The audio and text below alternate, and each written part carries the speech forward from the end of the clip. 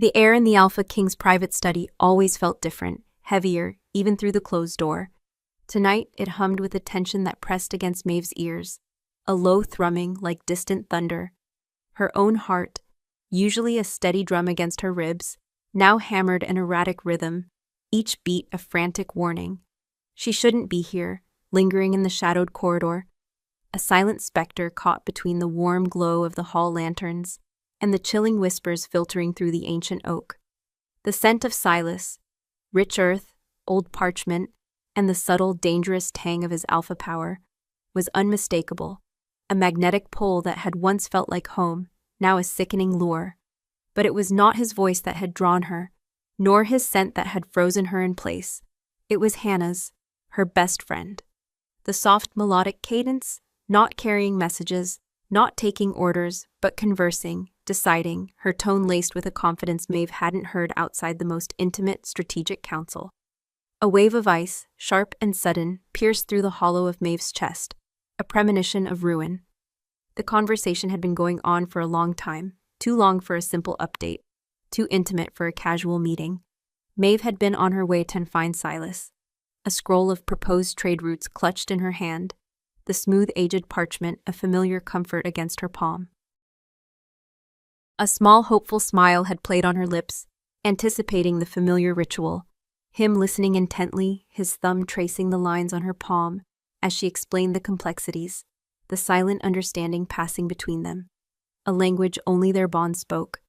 That was how it had always been, the quiet symbiosis of their partnership, their shared reign, their interwoven lives, trust. It had been the cornerstone of their world, the unshakable truth, forged in battles and whispered promises beneath the full moon. But then Hannah's voice, clear as a mountain spring, yet laced with an unfamiliar authority, had sliced through the hushed silence of the corridor, freezing Maeve in her tracks. The northern borders require a heavier presence, Silas. The reports from the scouting patrols are too consistent to ignore. The Crimson Claw Pack isn't just testing our defenses. They're probing for weakness. Maeve's hand had tightened on the scroll, the parchment crinkling with a soft protest. Her breath hitched. Northern borders. That was her domain, her project, her strategic overview. For months she had pored over the maps, debated troop movements, assessed the shifting threat levels of rival packs. Silas always discussed it with her, sometimes for hours, dissecting every angle, valuing her meticulous analysis, her innate understanding of the terrain and the pack psychology. It was their shared responsibility, a thread woven deeply into the fabric of their bond. Then Silas's deep rumble, softer than usual, a resonance Maeve recognized as reserved for moments of profound thought or shared intimacy. And the implications for the Southern Alliance, Hannah? Drawing resources away from the harvest patrols now could destabilize the food supply, anger the elders. You know how critical the harvest season is for morale. We can't afford to think only of immediate comfort or short-term gains, Hannah had countered, her voice firm, resolute, betraying no hesitation. The Crimson Claw is growing bolder, Silas, a show of strength now, a decisive repositioning of our sentinels, could prevent open conflict later. Waiting will only make us look weak. The words themselves, the content of the discussion, were not the issue. The strategy was sound, logical, persuasive. What shattered Maeve, what sent a shard of ice through her very soul, was the tone, the ease, the shared authority. There was no deference in Hannah's voice, no subtle implication of relaying information or merely offering an opinion. It was a discussion between equals, two minds weaving together the intricate fabric of their pack's future, Maeve's future. Their future, a future she was clearly no longer central to. A cold dread, slow and venomous, began to coil in her stomach, tightening with each shared nuance, each agreement. She pressed her ear closer to the heavy door, the ancient wood cool against her temple, her breath catching in her throat, a ragged sound. Her wolf, usually a fierce, protective presence, felt distant, a phantom limb. The primal urge to howl, to demand answers, was suffocated by a deeper, more insidious pain. "You're right," Silas had conceded, a sigh in his voice that was almost a caress. But convincing the council, it will be a delicate dance. They fear change, especially when it disrupts the established order. "Let me speak with Elder Theron," Hannah offered, her voice brimming with quiet confidence. "He respects practical reasoning, not just tradition, and I can frame it in a way that appeals to his sense of legacy, his desire for long-term stability. He'll listen to me." Maeve stumbled back, her foot catching on the intricately woven rug, its familiar pattern blurring before her eyes. The scroll, its plans for a shared future now mocking her, slipped from her trembling fingers, unrolling silently on the polished stone floor. The rustle was barely audible, a mere whisper in the cavernous hall, but in the sudden, echoing silence that fell from behind the door, it sounded like a gunshot, tearing through the fragile illusion of her life. The voices stopped, a beat of suspended animation, agonizingly long. Then the heavy, deliberate click of the latch. Silas stood in the doorway, his broad frame filling the archway, blocking the warm light from the study. His dark eyes, usually warm and knowing when they met hers, held a flicker of something unreadable, a fleeting shadow of discomfort that quickly hardened into resolve. Beside him, Hannah emerged, her face pale, her gaze darting from Silas's impassive face to Maeve's stricken one, then to the crumpled scroll on the floor.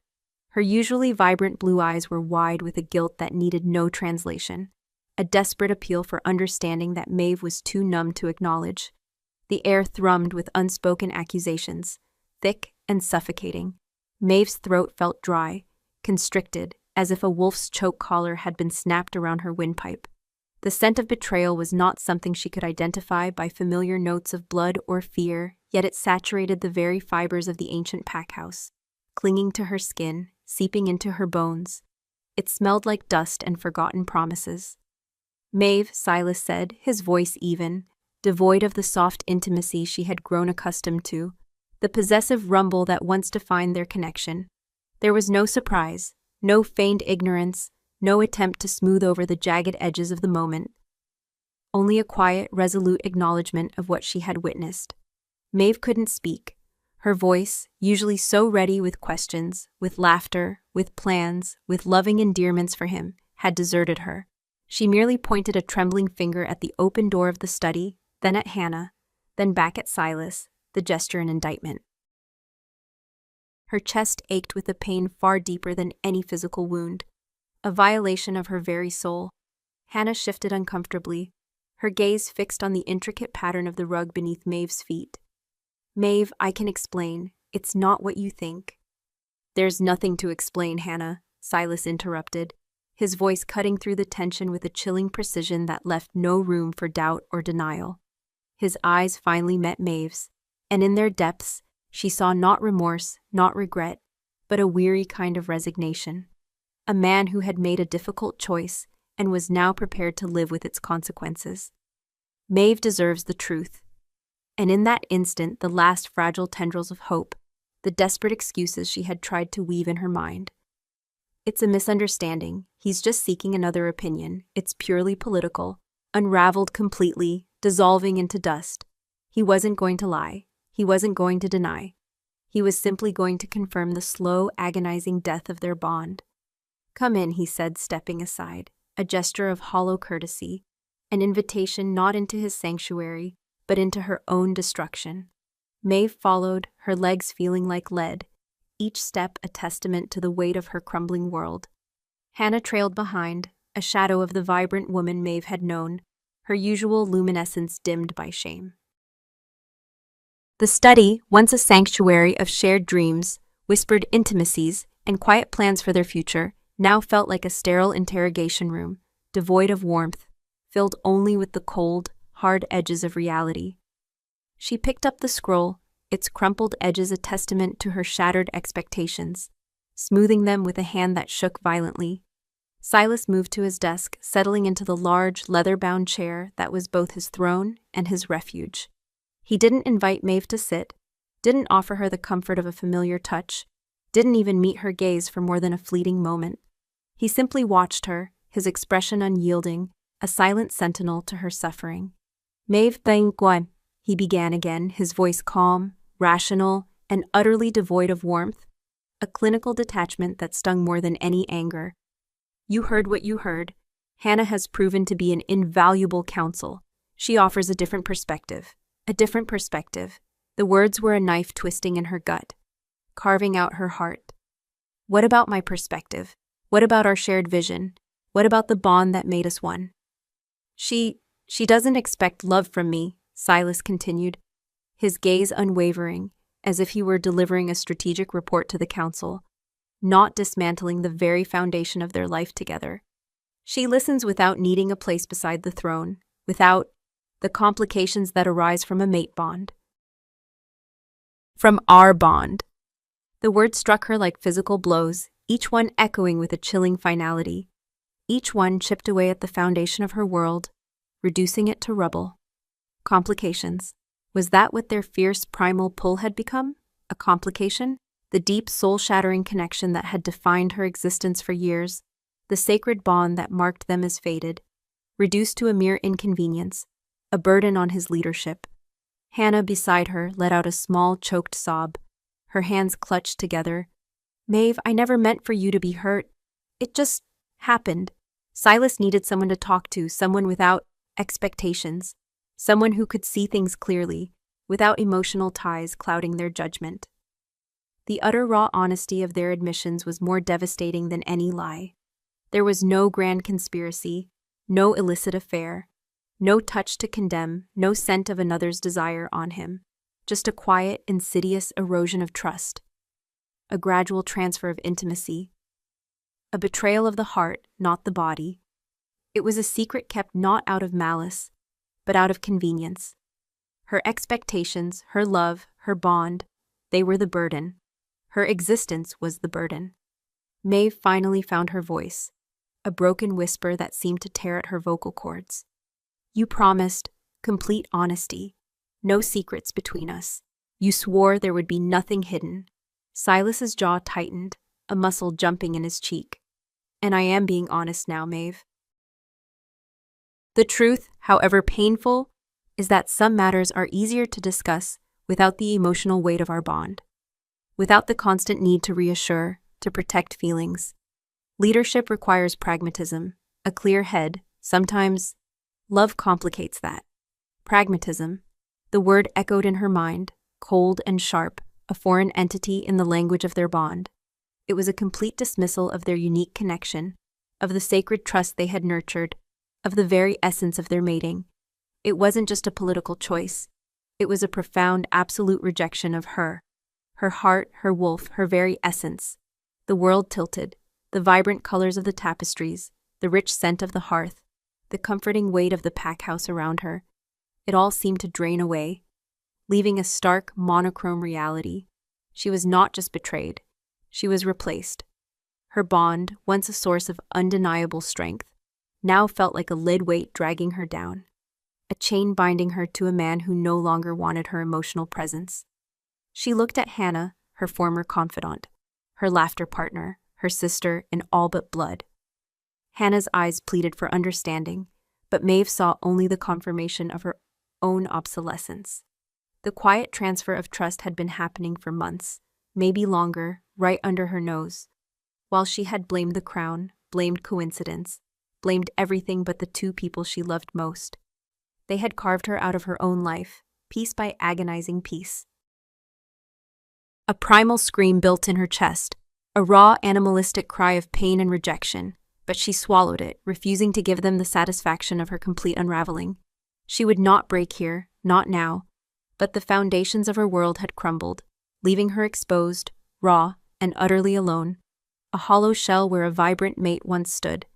Without another word, without a backward glance, Maeve turned, the crumpled scroll still clutched in her hand, a useless relic. She walked past Hannah, ignoring the outstretched hand, ignoring the choked apology, the sound of her friend's tears. She walked past Silas, not meeting his gaze, fearing what she would see there, pity, relief, the stark, cold indifference that would truly shatter her beyond repair. The door closed behind her with a soft click that resonated like the final nail in a coffin. The corridor was cold, shadowed, no longer a path to a shared future, but a desolate road to nowhere. The air, once thick with betrayal, now felt impossibly thin, stealing her breath. She didn't know where she was going, only that she couldn't stay, couldn't breathe the same air, couldn't bear the crushing weight of their truth. The bond, once vibrant and pulsing with life, now felt like a phantom ache, a searing emptiness where warmth and belonging once resided. She had to escape, to run, to find some place where the echoes of their honesty wouldn't haunt her every step, where the ghost of their broken trust wouldn't choke her. She needed to disappear before the raw wound festered and consumed her entirely, before the pack could witness her slow, agonizing demise. Her wolf whimpered, a lost, sorrowful sound deep within her, desperate to flee, to shed the skin of this unbearable pain. The click of the door latch echoed, not just in the silent corridor, but in the deepest caverns of Maeve's soul. It was the sound of a final door slamming shut, sealing off her past, her future, her very identity as Alpha King Silas Moore's mate. The cold air of the hall, once a familiar transition from the warmth of their private chambers, now bit at her exposed skin, raising goosebumps that had nothing to do with the temperature. Her vision blurred, not with tears, for they refused to fall, but with a sudden, overwhelming sense of dissociation. She was a ghost, walking through a life that no longer belonged to her, her steps muffled, her presence unnoticed. Her feet carried her automatically, blindly, away from the Alpha King's study, away from the suffocating honesty of Silas's rejection. Each step was a leaden weight, dragging her further into the desolate labyrinth of the pack house. She passed familiar tapestries depicting ancient hunts, their vibrant colors now muted, drained of life. The scent of hearth smoke, usually a comforting embrace, now felt acrid, stinging her nostrils, reminding her of the warmth she'd been cast out from. The quiet hum of the pack, usually a symphony of belonging, was now a cacophony of distant, indifferent sounds. Laughter from the common hall, the murmur of guards, the soft pad of paws from shifting wolves in the courtyard. None of it touched her, none of it offered solace. She was an island, adrift in a sea of her own making, or rather, Silas's. Her wolf, a fierce, protective entity that had always mirrored her emotions, was a wounded animal deep within her. It whimpered, a raw, guttural sound that resonated with her own silent scream. It clawed at the inside of her consciousness, desperate to lash out, to rend and tear, to challenge the Alpha who had so carelessly broken their bond. But Maeve held it back, a tight, painful leash on its primal fury. She would not give Silas the satisfaction of seeing her utterly undone. She would not unleash the storm within, not here, not now, where her pain could be witnessed and worse, pitied. Complications, Silas had called their bond. Emotional weight. Pragmatism. The words echoed, a relentless, torturous litany in her mind.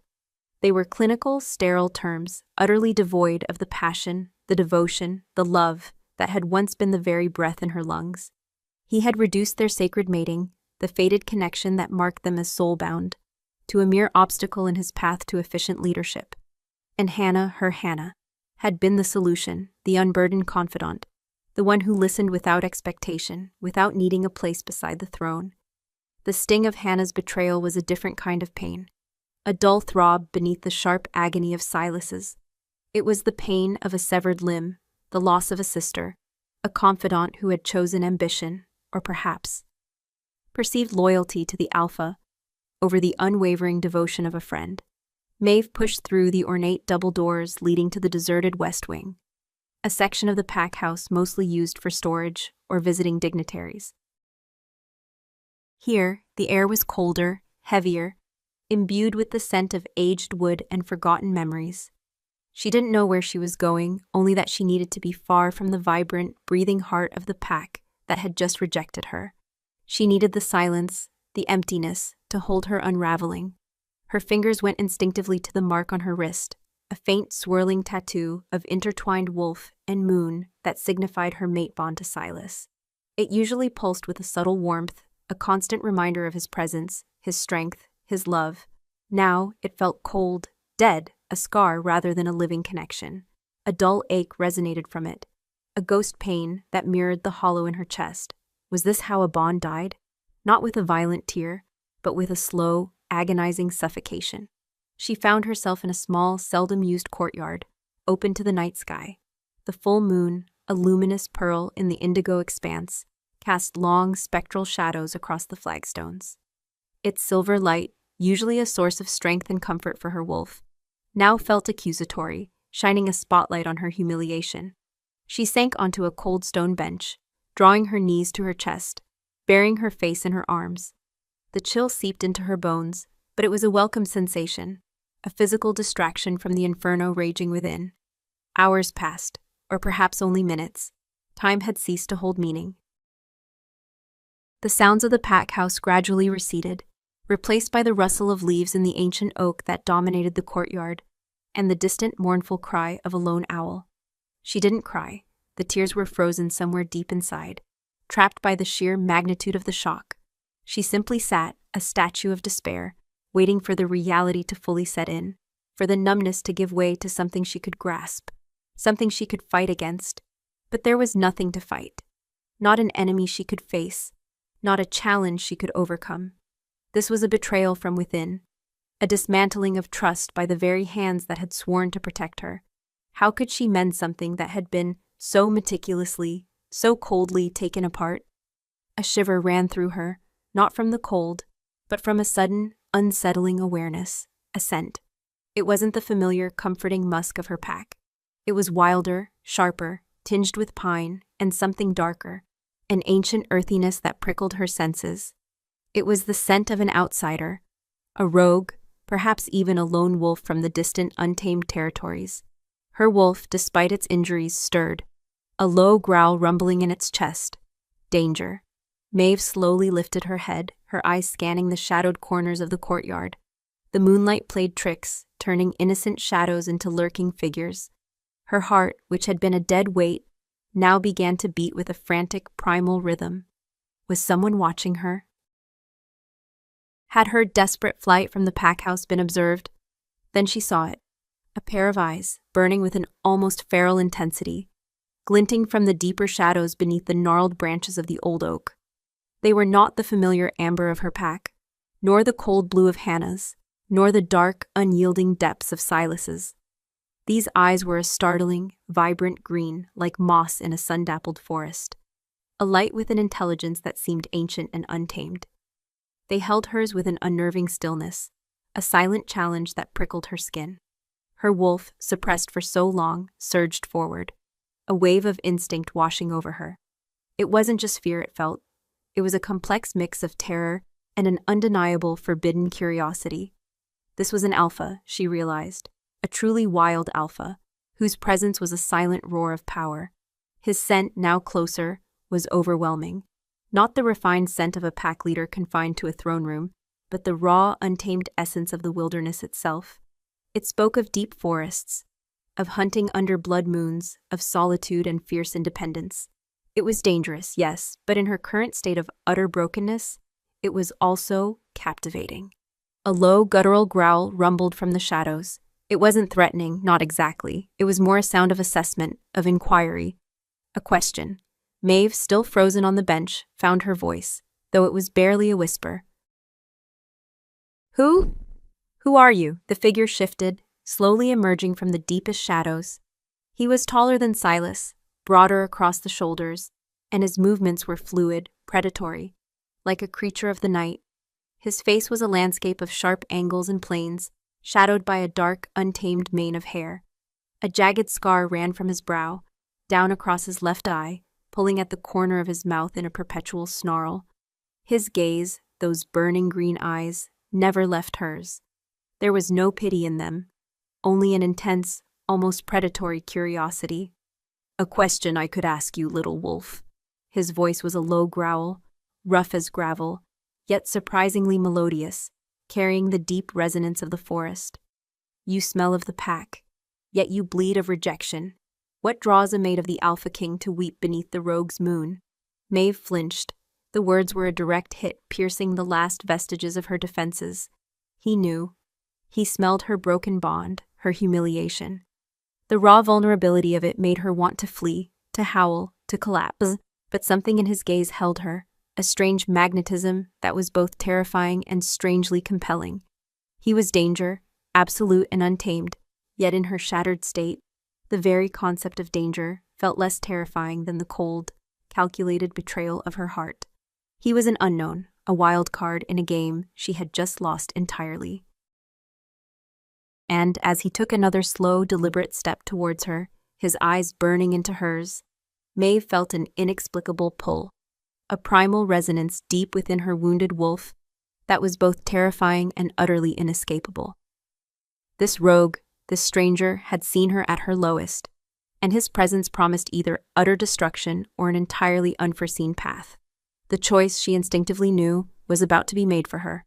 The rogue alpha's words, "You smell of the pack, yet you bleed of rejection. What draws a mate of the alpha king to weep beneath the rogue's moon?" struck Maeve with the force of a physical blow. Her already fractured composure threatened to shatter completely. The shame, raw and burning, surged through her, painting her cheeks with a flush she prayed he couldn't see in the moonlit gloom. He didn't just see her pain, he smelled it, a primal truth laid bare before a stranger, before a predator.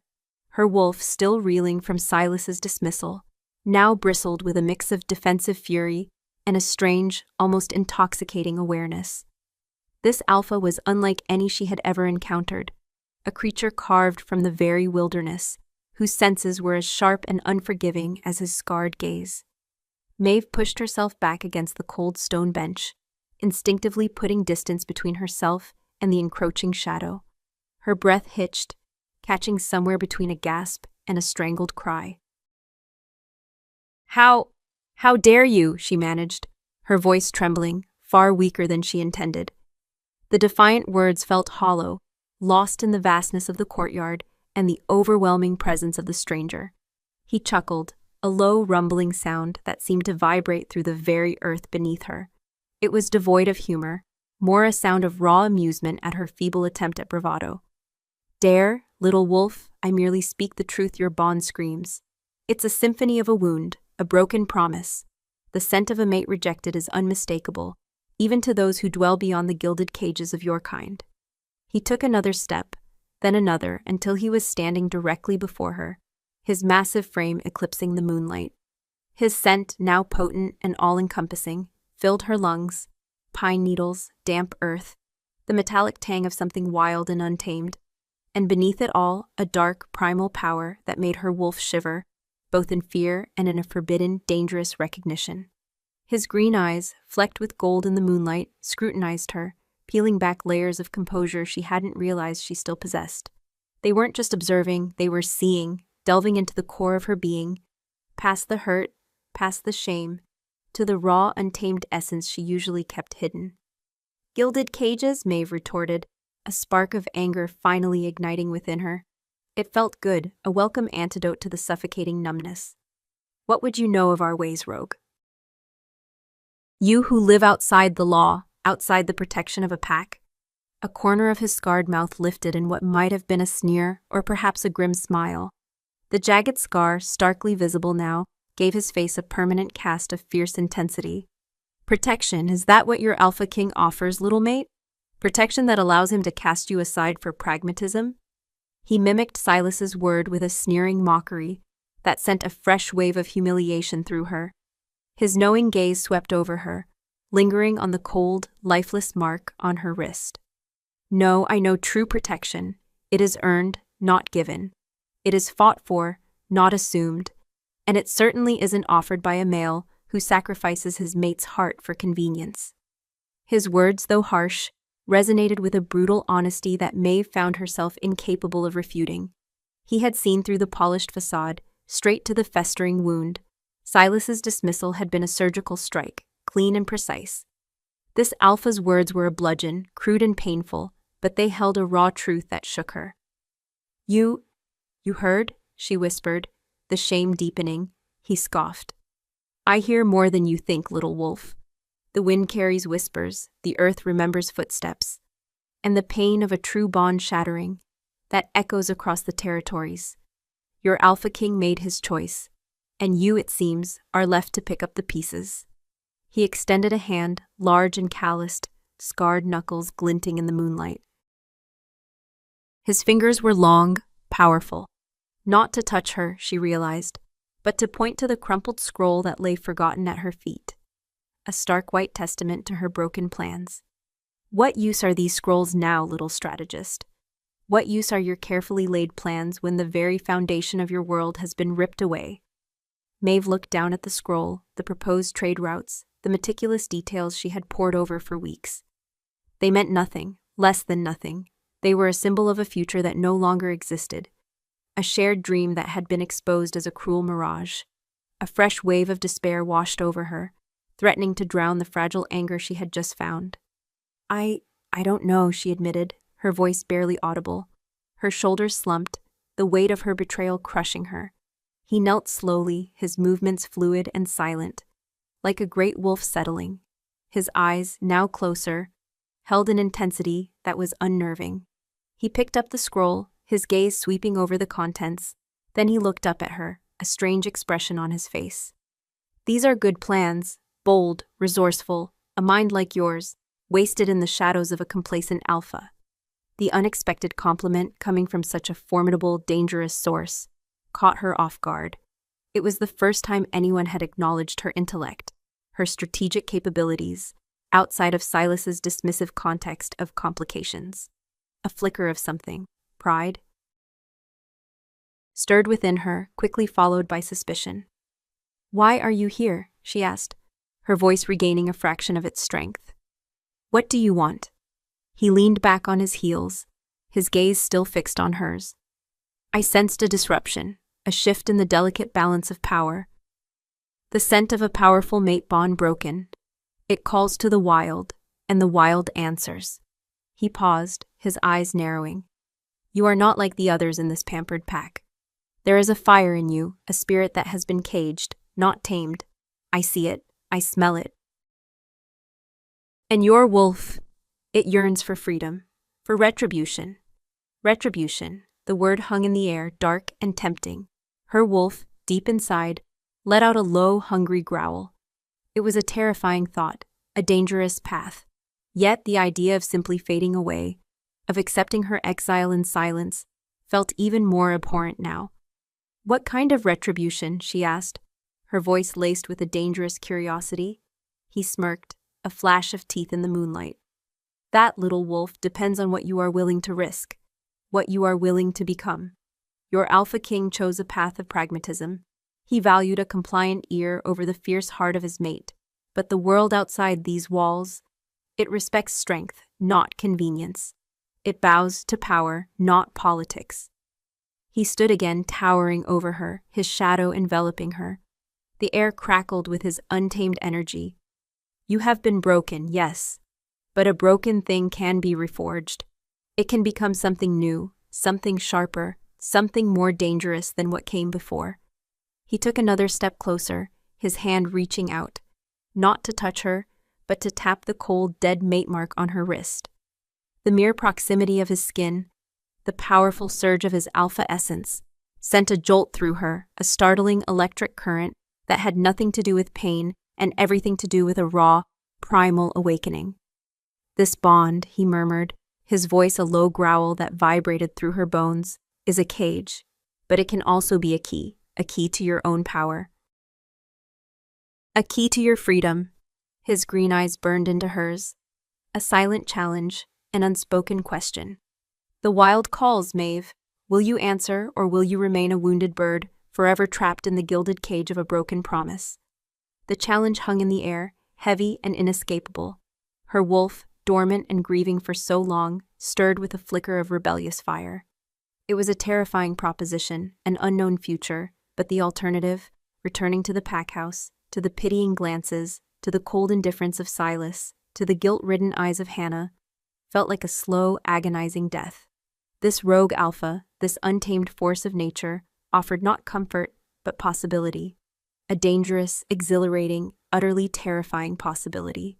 His gaze, piercing and unwavering, seemed to demand an answer, not just from her, but from the very essence of her wolf. And in that moment, as the full moon cast its silver light upon their silent standoff, Maeve felt the first tremor of an impossible choice, a choice that would redefine her very existence, pulling her irrevocably towards the untamed whispers of the wild. The rogue alpha's challenge, the wild calls, Maeve. Will you answer, or will you remain a wounded bird, forever trapped in the gilded cage of a broken promise? Reverberated through her, shaking the very foundations of her being. Her wolf, which had been cowering in the shadows of her consciousness, now lifted its head, a low, inquisitive whine escaping its throat. It was a terrifying proposition, an unknown future fraught with danger and uncertainty.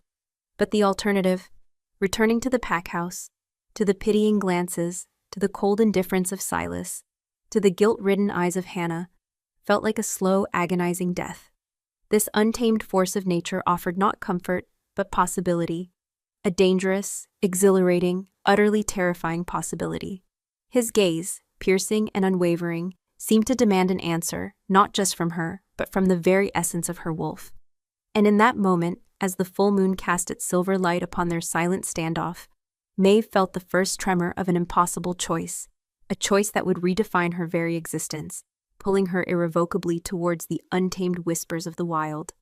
The silence stretched between them, thick with unspoken questions and the palpable weight of her decision. Maeve's gaze locked with his, those startling green eyes that seemed to hold the secrets of ancient forests. She searched for deceit, for manipulation, but found only a stark, brutal honesty. He wasn't trying to charm her. He was presenting a choice, a stark dichotomy between the suffocating cage of her past and the perilous freedom he embodied. The faint cold ache of her mate mark throbbed on her wrist, a constant reminder of the betrayal, a silent push towards the unknown. What would that even mean? Maeve finally whispered, her voice hoarse, barely audible above the rustle of the night wind. To answer the call of the wild, I am pack-bound. My destiny was chosen for me. It was Silas. The very mention of his name tasted like ash in her mouth. The rogue alpha's expression remained unreadable, his scarred face a mask of primal intensity. Your destiny was not chosen for you, little wolf. It was promised to you. And that promise was broken. A mate bond, when severed by betrayal, becomes a void, a vacuum, and the wild abhors a vacuum. It offers a different path, a path where strength is forged in solitude, where power is claimed, not inherited, where your wolf, currently bleeding in the shadows, can heal and reclaim its ferocity. He paused, stepping closer still, until she could feel the faint warmth radiating from his body, a heat that was foreign yet strangely compelling. His scent, a rich tapestry of pine, damp earth, and untamed beast, filled her senses, overriding the lingering stale scent of her own pack house, of Silas. It was raw, potent, an ancient perfume of pure, unadulterated power. It stirred something deep within her, a long-dormant instinct, a forbidden yearning for the untamed. The wild demands much, he continued, his voice a low, gravelly rumble. It demands resilience. It demands independence. It demands that you shed the skin of what you were and embrace what you could be. There is no comfort here, little wolf. Only truth. Only power. And the freedom that comes from being beholden to no one, especially not to a male who deems your love a complication. Maeve flinched at the repetition of Silas's cruel word. The truth of it, spoken by this outsider, was a fresh wound. She looked around the enclosed courtyard, the high walls of the pack house looming around them, a prison she had once considered home. The moon, now high in the sky, seemed to beckon, its silver light illuminating a path beyond the walls, beyond the familiar. Her gaze drifted to the rogue alpha's eyes again. There was no pity there, no false promises of rescue, only a fierce, unyielding expectation. He wasn't offering to save her. He was offering her the tools to save herself if she dared. And in that moment, something shifted within Maeve. The suffocating shame began to recede, replaced by a nascent spark of defiance. Why should she remain a victim? Why should she wither and die in the shadow of their betrayal? What do I call you? She asked, the question surprising even herself. It was a small step, a tentative reach into the unknown. He allowed a faint, almost imperceptible smirk to touch his scarred lips. My name is Kyle, and you, Maeve of the Broken Bond, stand at a precipice. The choice is yours, stay and fester in the wound, or step into the shadow of the wild and be remade. Kyle, the name was as rough and elemental as the man himself. It carried the weight of ancient forests, of silent hunts, of solitary strength. Maeve looked at the cold, lifeless mark on her wrist, then back at Kyle's burning green eyes. Her decision, when it finally came, wasn't a sudden burst of courage. but a slow, agonizing realization that she had nothing left to lose. Everything she had cherished had been stripped away. The gilded cage had become an actual prison. I cannot go back, she whispered, the words tearing free from her chest. I cannot face them. Not now, not ever. Her voice gained strength, a nascent resolve hardening her tone. Show me the wild, show me how to be remade. A flicker of something akin to approval, perhaps even satisfaction, crossed Kyle's face. He nodded slowly, his gaze holding hers in a silent pact. Then listen, little wolf. The pack will hunt you. Silas will not allow his mate, broken or not, to simply vanish. Your disappearance will be seen as an affront, a challenge to his authority, especially if you are found with another. His eyes flickered down to her mate mark, then back up to hers. You will be an outcast, a rogue yourself. There will be no turning back. Are you prepared for that? Maeve swallowed hard. The implications were stark, terrifying. A rogue, hunted by her own pack, by the man she had loved, an enemy, but the alternative was unthinkable. I am prepared, she said, the words firm, resolute. A cold, hard knot of determination settled in her stomach. If they wanted to hunt her, let them. She would not be an easy prey. Kael's grim smile widened, a flash of white teeth. Good. Then we have much to do. We move now. The scent of your sorrow has been too potent in this courtyard for too long. They will track it soon enough. He turned, his movements fluid and silent, melting into the deeper shadows of the courtyard. He didn't wait to see if she would follow, simply assumed she would. And Maeve, her heart hammering with a terrifying mix of fear and exhilaration, found herself rising from the bench, her legs, which had felt like lead, now infused with a strange nervous energy. She took a deep breath, inhaling the wild, untamed scent of Kael, and followed him, stepping out of the gilded cage and into the unfolding shadow of the unknown. Her mate mark, usually a dull ache, now pulsed with a faint, almost imperceptible warmth, a strange, unsettling echo of the life she was leaving behind, and the dangerous new one she was about to embrace. The whispers of the wild were no longer whispers. They were a roaring invitation. And her wolf, for the first time in what felt like an eternity, stirred with a glimmer of untamed hope, a hunger for something beyond the familiar pain. Kael's silent departure from the courtyard left Maeve with no choice but to follow. The decision, though made in a haze of pain and desperation, now felt startlingly clear. There was no turning back. Each step away from the pack house was a severance, a conscious act of rebellion against the life that had cast her aside. The air, once heavy with betrayal, now hummed with a different kind of tension, the raw, exhilarating fear of the unknown. Her wolf, still wounded but stirring with a nascent ferocity, responded to Kael's untamed presence, a strange pull drawing her deeper into the moonlit wilderness. Kael led her through a series of winding, overgrown paths, far from the well-trodden trails of the pack. His movements were effortless, a silent dance with the forest, his body a shadow within shadows. Maeve, despite her unfamiliarity with the truly wild terrain, found herself matching his pace, her senses heightened, her instincts sharpening with every rustle of leaves, every snap of a twig. The scent of pine and damp earth intensified, mingling with Kael's potent alpha musk, a primal symphony that overwhelmed her senses and began to reawaken something dormant within her own wolf. They moved for what felt like hours, deeper and deeper into the ancient forest that bordered the northern packlands.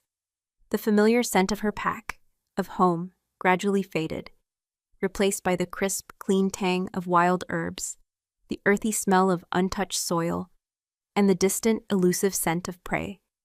Maeve felt herself shedding layers of her former self with every mile, the alpha's mate, the pack strategist, the woman defined by her bond.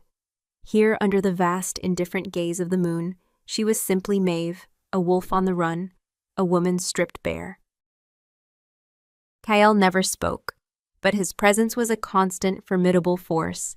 He moved with an almost predatory grace, his head occasionally turning, his keen eyes scanning the darkness, listening to the subtle whispers of the night. He was a creature utterly at home in this untamed world, a stark contrast to the refined, controlled power of Silas. And in this wildness, Maeve found a strange sense of reprieve from her emotional torment. The immediate physical danger of being hunted, of surviving in this unknown wilderness, pushed the internal agony to a quieter corner of her mind. Finally, as the first hint of pre-dawn light began to paint the eastern sky in hues of deep violet and bruised purple, Kael halted. They stood on a ridge overlooking a vast ancient valley shrouded in mist. A river snaked through the valley floor, its gentle murmur rising to them. The air was colder here, sharper, carrying the scent of distant mountains. "We rest here." Kael's voice was a low growl, rough with the exertion of the night.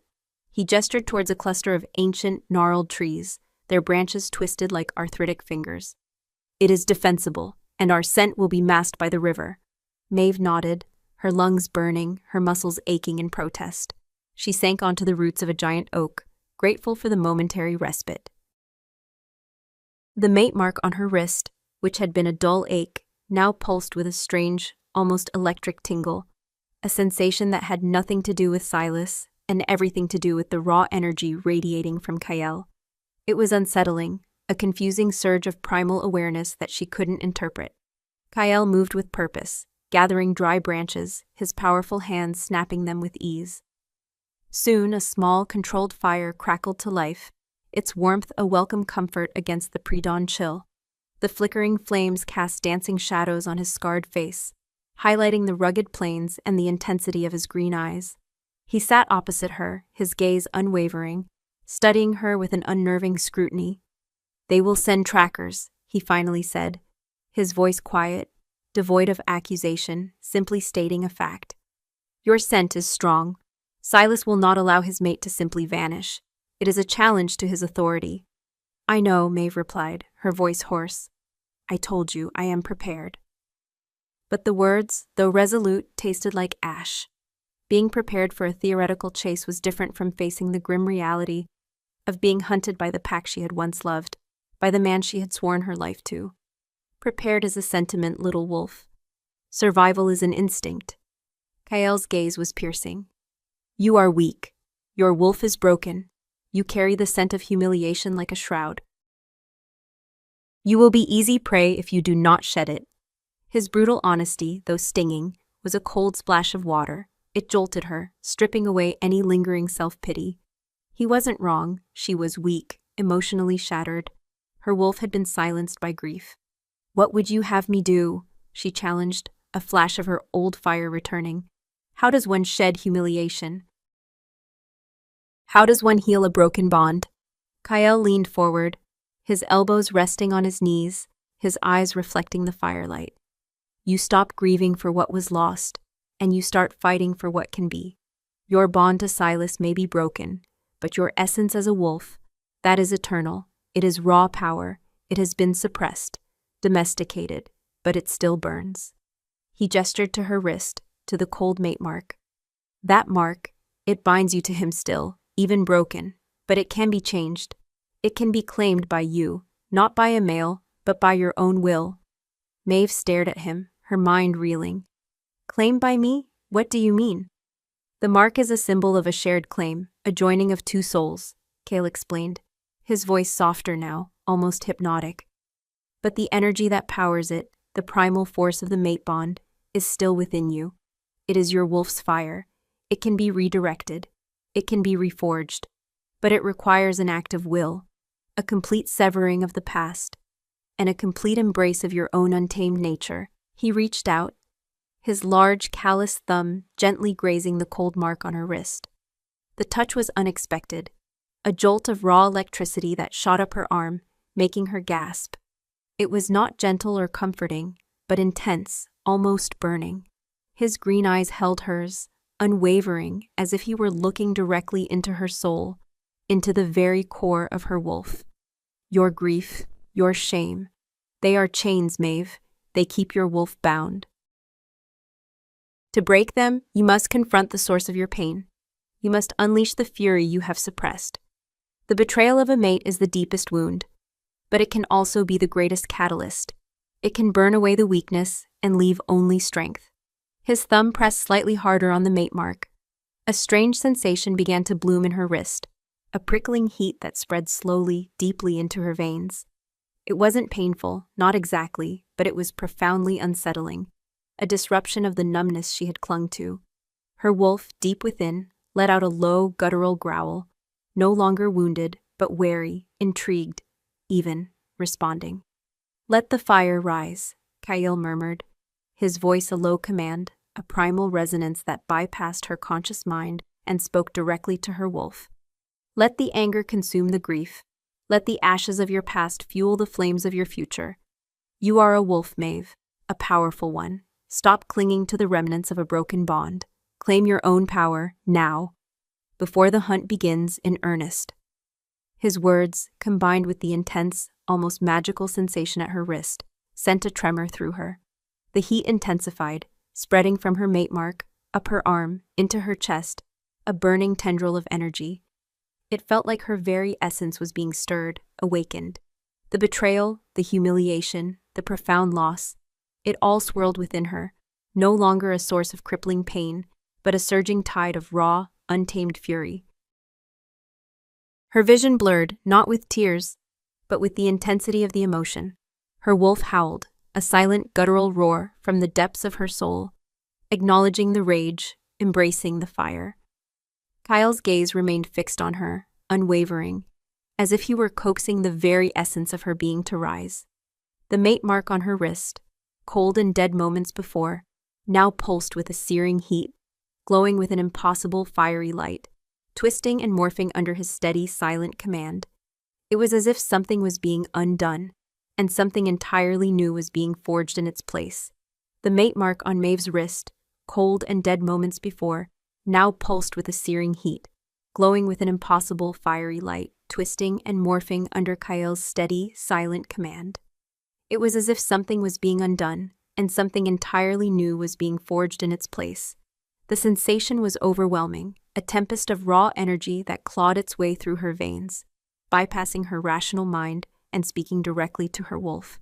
Her suppressed fury, the humiliation, the deep ache of betrayal, no longer felt like crippling burdens, but raw fuel, igniting an inferno within her.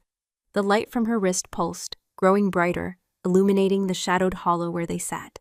Kyle's green eyes, reflecting the fiery glow, were alight with an ancient understanding, a fierce approval. He didn't flinch from the intensity of the transformation, but rather leaned into it, his own power a steady anchor against the tempest raging within her. The air around them crackled, charged with an invisible force. Maeve gasped, a sound torn from her throat, as the swirling symbol of her bond to Silas began to distort. The intertwined wolf and moon, once a symbol of unity, now writhed, stretching, then fracturing. She could feel it, a physical tearing, not of flesh, but of an invisible tether, a deep, energetic cord that had bound her to Silas. A sharp, almost painful surge of release ripped through her, followed by an exhilarating rush of pure, unadulterated freedom. The glow from her wrist intensified one last time, a blinding flash, and then slowly, gradually, began to recede. When her vision cleared, the mark was still there, but irrevocably changed. The intricate wolf and moon were gone, replaced by a solitary, stylized full moon, etched in a deep, almost luminous silver. It pulsed faintly, not with the cold, dead energy of betrayal, but with a quiet, powerful warmth, a resonance that felt entirely her own. It was no longer a claim by another, but a mark of her own sovereign wolf, reclaimed, reforged, untethered. Maeve stared at her wrist, her breath coming in ragged gasps. The cold emptiness in her chest had been replaced by a burning core of self-possession. Her wolf, no longer wounded and cowering, stood tall within her, its hackles raised, its gaze fierce and unwavering. The transformation was not just physical, it was soul-deep. She was not Silas's mate, broken and discarded. She was Maeve, a wolf unbound, a force unto herself. Kyle watched her, his expression a complex mix of intensity and satisfaction. "It is done," he murmured, his voice rough. "The tether is cut. You are your own alpha now, Maeve. Your power, your destiny, is yours to command." His words resonated with a profound truth. She felt it, a surge of power she hadn't known she possessed, a clarity of purpose that cut through the fog of her grief. The humiliation, the betrayal, they were still there, like scars on her soul, but they no longer crippled her. Instead, they felt like hard-won lessons, forging her into something stronger, something sharper. "My own alpha," she repeated, the words tasting foreign, yet exhilarating on her tongue. It was a concept so alien to her pack-bound existence, yet it felt inherently right. The wild, untamed essence of her wolf, long suppressed by the dictates of pack life and the expectations of a mate bond, now roared to life. Kyle rose to his feet, his gaze sweeping the valley, then returning to her. "This is but the first step. The pack will come. And now they will feel the shift. They will sense the severing of the bond, the awakening of your true power. It will infuriate Silas. It will confuse his trackers. And it will give us an advantage." "An advantage for what?" Maeve asked, her voice firm, no longer trembling. "For survival," Kael replied, his green eyes burning, "and for whatever justice you seek. You are no longer merely running, Maeve. You are reclaiming your spirit, your power, your place in this world. And if that means facing down the Alpha King who cast you aside, then so be it." A shiver of anticipation, not fear, ran through her. The thought of facing Silas, not as his rejected mate, but as an unbound wolf, ignited a fierce protective fire within her. He had called her a complication. He had dismissed her love as an emotional weight. He would learn the true weight of her unleashed power. Kael then began to instruct her. His teachings were not gentle, but brutally effective. He showed her how to read the subtle signs of the forest, how to mask her scent, how to move silently through the undergrowth. He taught her how to hunt. Not with the refined precision of pack hunters, but with the raw cunning of a lone wolf, relying on instinct and observation. He pushed her, physically and mentally, forcing her to confront her own perceived limitations. He made her run until her lungs burned, climb until her muscles screamed, and listen until her ears could discern the faintest flutter of a bat's wing from the rustle of a predator's paw. She learned to shift with a fluidity she hadn't known she possessed, her wolf form more powerful, more attuned to the wild than ever before. In her wolf form, under Kael's watchful eye, she felt an exhilarating freedom, a pure connection to her primal essence. Her coat was a rich, dark auburn, her eyes a startling amber, reflecting the newly forged fire within. Days bled into nights, and nights into days. The pack's pursuit was relentless, but Kael's knowledge of the wild was absolute. They evaded every tracker, every patrol, slipping through the forest like ghosts. During their brief rests, Kael shared stories of the untamed territories, of ancient rogues who carved their own paths, of bonds forged not by fated claims, but by shared survival and mutual respect.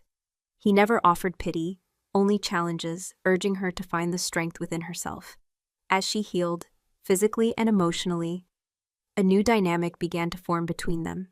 It wasn't the passionate, all-consuming bond she had shared with Silas. This was something different, something forged in shared danger and mutual understanding. His presence was a solid, unwavering anchor, and her trust in him grew, not out of naive devotion, but out of a deep respect for his strength and his unyielding commitment to her survival. His scent, once a marker of danger, now felt like a potent, protective embrace, a wild, earthy comfort. One evening, as they sat by a hidden spring, the moon casting dappled shadows through the trees, Kael turned to her, his green eyes softer than she had ever seen them. "The pack is close, Maeve, closer than before. Silas himself leads them. He is furious. He feels the severing. He feels your power. He will not rest until he finds you." Maeve felt a surge of adrenaline, a mixture of dread and a fierce, almost eager anticipation. "Let him come," she said, her voice low and steady. "He will not find the broken mate he cast aside." Kael nodded, a ghost of a smile touching his scarred lips. "No, he won't. He will find a wolf who has reclaimed her crown, but this will be a confrontation, Maeve. A battle of wills. You must be ready to face not just him, but his entire pack. Are you truly prepared to stand against them, alone, with only the wild at your back?" Maeve looked at her wrist, at the glowing silver moon mark, a symbol of her newfound sovereignty. She thought of Silas's cold words, of Hannah's betrayal. The pain was still there, a dull throb, but it was overshadowed by a fierce, unyielding resolve. I am ready, she said, meeting Kael's gaze, her own eyes burning with a newly ignited fire. I am ready to reclaim what was taken, and I am ready to show them the strength of a wolf truly unbound. Kael's eyes held hers, and in their depths, Maeve saw a silent promise, a shared understanding that transcended words. He would be there. Not as her alpha, not as her mate, but as the wild, unwavering force that had helped her rise from the ashes. The confrontation was inevitable, and for the first time in a long time, Maeve Kenton felt a surge of true power, a dangerous, exhilarating sense of purpose. The hunt was coming to an end, not with her capture, but with her defiant stand. I am ready, Maeve had declared, her voice firm, her eyes burning with a newly ignited fire. I am ready to reclaim what was taken, and I am ready to show them the strength of a wolf truly unbound. Kael's eyes had held hers, a silent promise passing between them, a shared understanding that transcended words. He would be there, not as her alpha, not as her mate, but as the wild, unwavering force that had helped her rise from the ashes. The confrontation was inevitable, and for the first time in a long time, Maeve Kenton felt a surge of true power, a dangerous, exhilarating sense of purpose.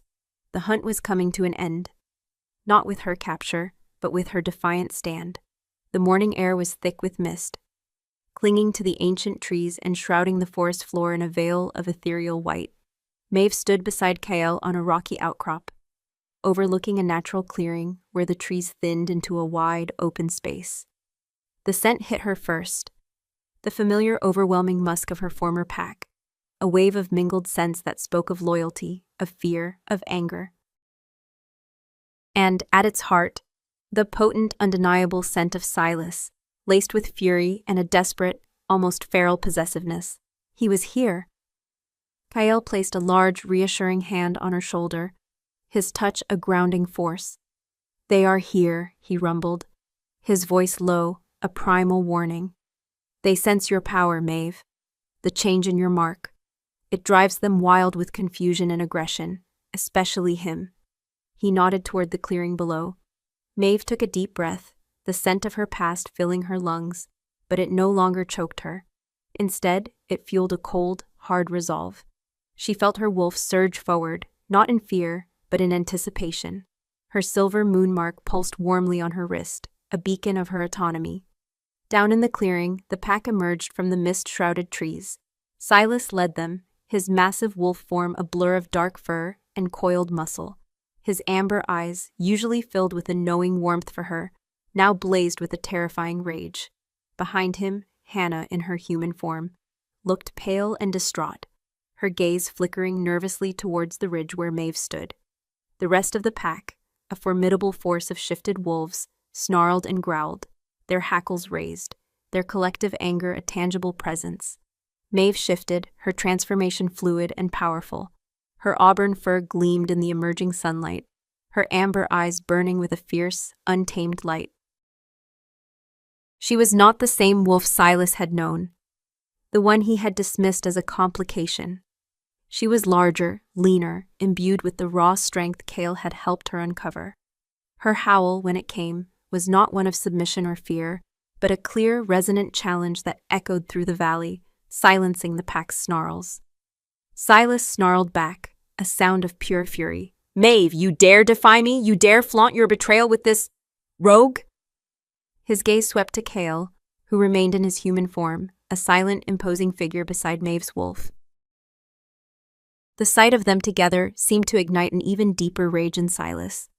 Maeve padded forward, her movements graceful and confident, placing herself slightly ahead of Kael, a clear declaration of her leadership in this confrontation. Betrayal! Her voice, though coming from her wolf throat, was clear, resonant, imbued with a power that surprised even herself. You speak of betrayal, Silas, when it was you who severed our bond with your cold pragmatism, you who replaced my love with convenience. I did not betray you. You cast me out. Hannah, in the midst of the pack, gasped, her hand flying to her mouth. Silas faltered for a moment, his wolf form tensing as if struck. The pack, too, seemed to hesitate, confused by Maeve's defiance, by the raw power in her voice. You have broken the sacred laws, Silas roared, regaining his composure. You have consorted with a rogue. You have tainted our bloodline. For this you will be punished. You will return to the pack, Maeve, and face justice." Maeve let out a low, guttural laugh, a sound of bitter amusement. "Justice? Is that what you call it, Silas? Breaking a bond that was meant to be eternal, then blaming the discarded mate for seeking her own freedom? There is no justice here, only your wounded pride." She took another step, her amber eyes locking with his. "And I will not return to a cage you so willingly built for me. I am unbound. I am free.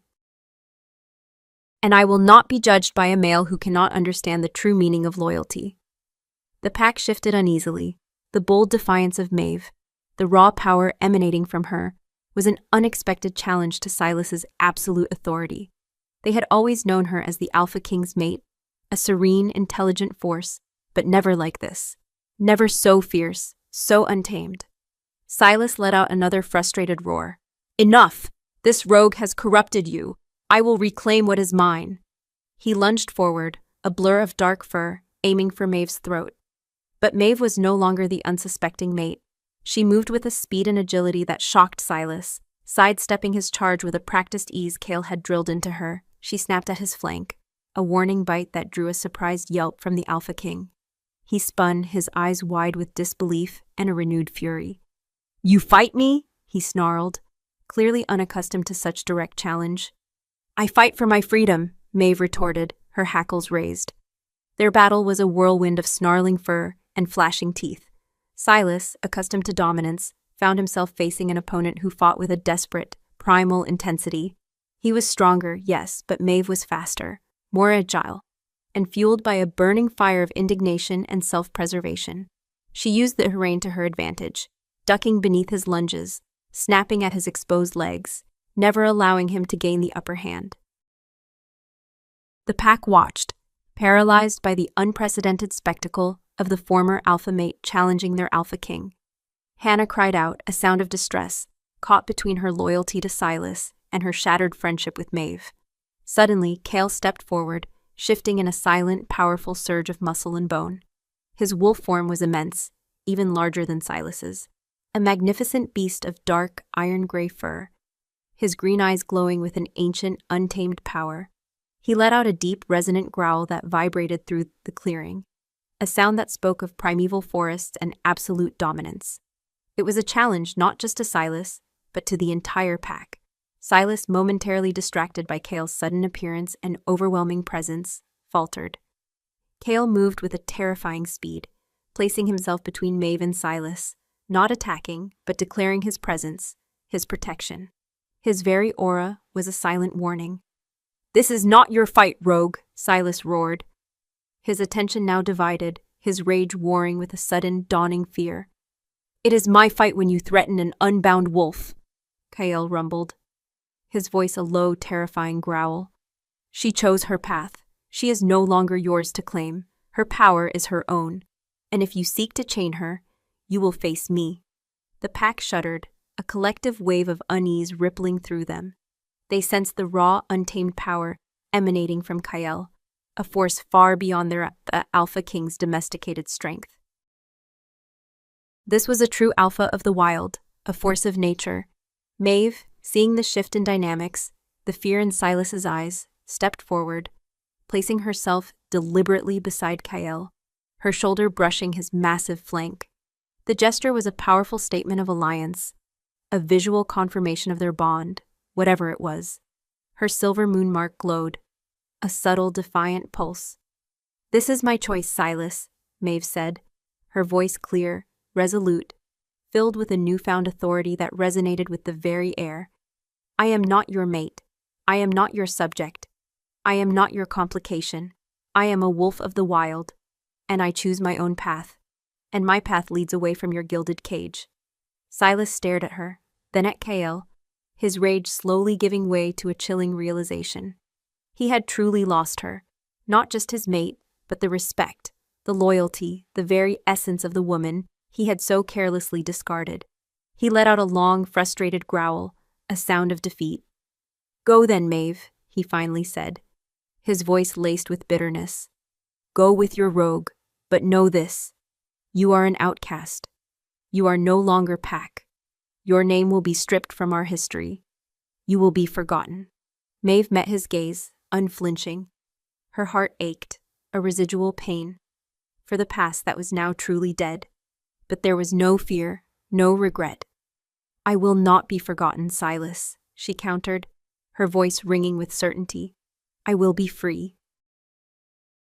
And my name will be etched into the winds of the wild, a reminder that some bonds are not meant to be broken by others, but reforged by oneself."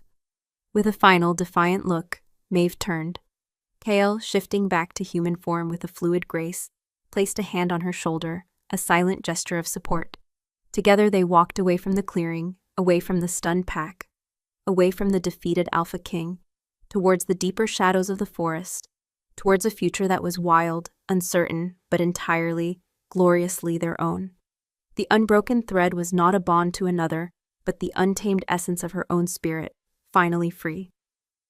The clearing had echoed with Maeve's defiant words, "I will not be forgotten, Silas. I will be free, and my name will be etched into the winds of the wild, a reminder that some bonds are not meant to be broken by others, but reforged by oneself."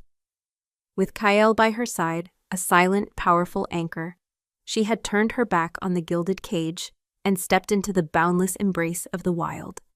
The confrontation had been fierce, heartbreaking, yet ultimately liberating. The unbroken thread was not a bond to another, but the untamed essence of her own spirit, finally free. Months had bloomed and faded since that pivotal dawn, each one painting a new layer of resilience onto Maeve's soul. The raw wounds of betrayal had scarred over, not disappearing entirely, but hardening into the smooth, knowing wisdom of experience. She no longer carried the scent of humiliation. Instead, the crisp scent of pine, damp earth, and the exhilarating tang of her own untamed wolf clung to her, a testament to her rebirth. The forest, once an intimidating expanse, had become her sanctuary, her home, a living, breathing extension of her very being. She now moved through the ancient woodlands with the same effortless grace Kael possessed, her senses attuned to every whisper of the wind, every rustle of leaves, every distant call of a creature. Her auburn wolf form was stronger, faster, her amber eyes keen and bright, reflecting a fierce joy she had never known within the confines of the pack. The silver moon mark on her wrist, once a cold reminder of a broken promise, now pulsed with a steady, warm light, a permanent emblem of her sovereignty, her wild heart, and her self-claimed power. It was no longer a symbol of being chosen, but of having chosen herself. Kael was always beside her, a steadfast presence. Their bond wasn't the faded, soul-crushing intensity of a mate mark, but something deeper, more profound, forged in shared survival, mutual respect, and the unspoken understanding of two untamed spirits. He had never sought to claim her, only to empower her. He had shown her the path to her own strength, walking beside her as an equal, a silent guardian, a fierce companion. His scent, a rich tapestry of wilderness and ancient power, now felt like home, a comforting anchor in the vastness of their shared freedom. The whispers from the former pack lands sometimes reached them, carried on the wind. Silas's pack had not fared well since Maeve's departure. His authority had been irrevocably shaken. The elders, once easily swayed, questioned his judgment more frequently. The loss of Maeve, not just as his mate, but as his strategic counsel, had left a gaping void in the pack's leadership. He was a king without a queen, a leader whose carefully constructed image of unwavering strength had fractured. The pragmatic choices he had made had cost him more than he could have ever anticipated. Hannah, Maeve heard, still served him, but her spirit was broken, haunted by guilt, forever walking in the shadow of a friendship she had traded for a fleeting position of power. Maeve felt no triumph in their suffering, only a quiet, resolute understanding that some prices were simply too high to pay.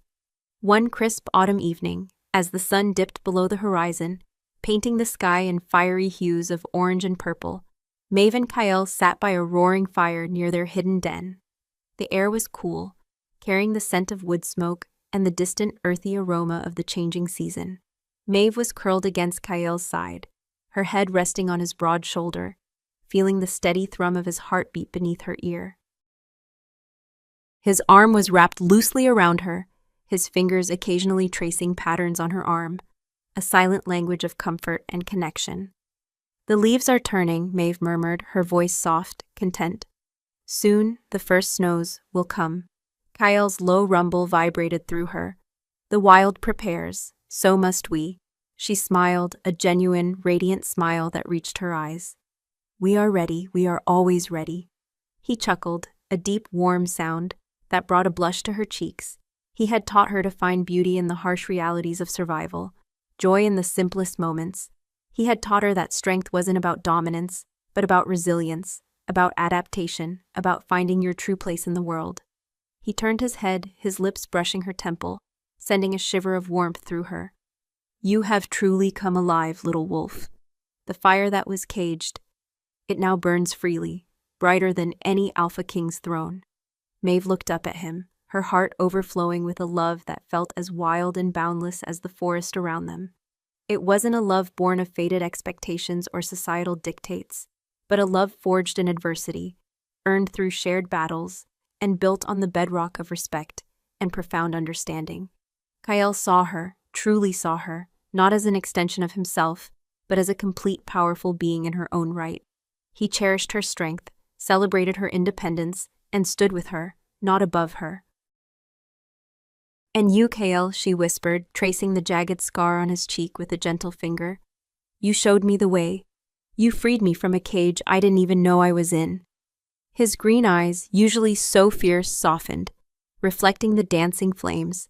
He leaned down, his gaze unwavering, full of an unspoken promise that spoke of forever. "You were never truly caged, Maeve. Only waiting for the right moment to spread your wings, or in your case, to reclaim your howl." He kissed her then, a slow, deep kiss that was full of the wildness of the forest, the warmth of the fire, and the profound, undeniable connection that pulsed between them. It wasn't a kiss of possession, but of shared spirit, a merging of two independent souls who had found their truest home in each other under the vast, untamed sky. As the moon rose, casting its silver light over their secluded haven, Maeve felt a complete, utter peace settle within her. She was no longer Maeve Kenton, the broken mate. She was Maeve, a wolf of the wild, sovereign and free, with an alpha by her side who understood the fierce, untamed beat of her heart. Their life might be unconventional, might exist outside the structured world of packs and traditions, but it was theirs.